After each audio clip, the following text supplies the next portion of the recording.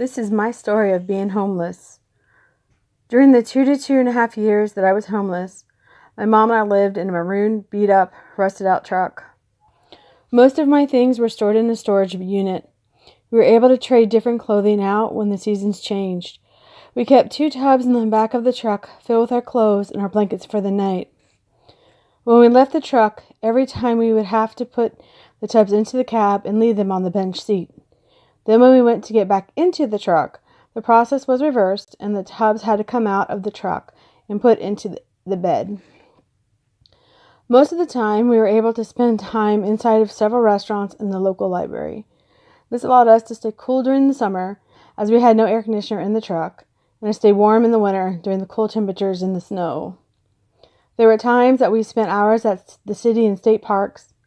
During the coldest 2 or 3 months, we were blessed to have friends that allowed us to stay with them. We were only there during the night hours. Some of the hardest times were when we had to find somewhere to sleep at night. It had to be somewhere that we felt safe, and that it would not be too obvious that we were sleeping in our truck. This was hard to do. There were places that my mom felt safe, and I did not, and vice versa.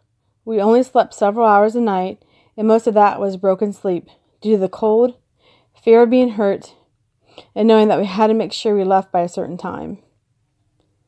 Another hard thing about being homeless was trying to stay clean. You could not just roll out of bed and take a shower or get one before you go to sleep. This had to be planned, and you could only use a sink. It also had to be somewhere where no one else was. So we used the state park restroom. Once we almost got caught when we were not totally done by a male park ranger who had knocked and then immediately walked into the restroom. We used several different locations on a rotation basis. We could not wash our clothes as frequently as we wanted to, as we had limited money to go pay for gas, so we had to stay in certain areas to make it go further. After paying for the storage unit and cell phone we had about $150 each week to pay for gas, for food, and other miscellaneous items. We often ran out of money before the month was done.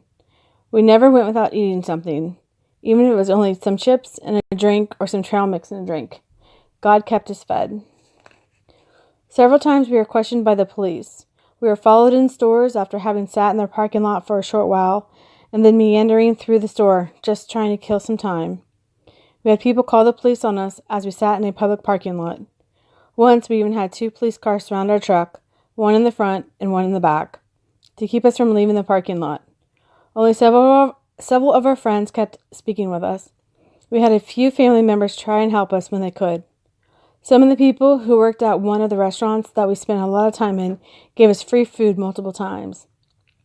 The hardest part, though, was watching what others left the restaurant, the store, or the parking lot at the end of the day, knowing that they were going home to their beds and to a comfortable and safe place, while my mom and I were on our way to find a safe, or at least a safer parking lot, to spend the night and then start the whole process over again in the morning. Created using Powtoon.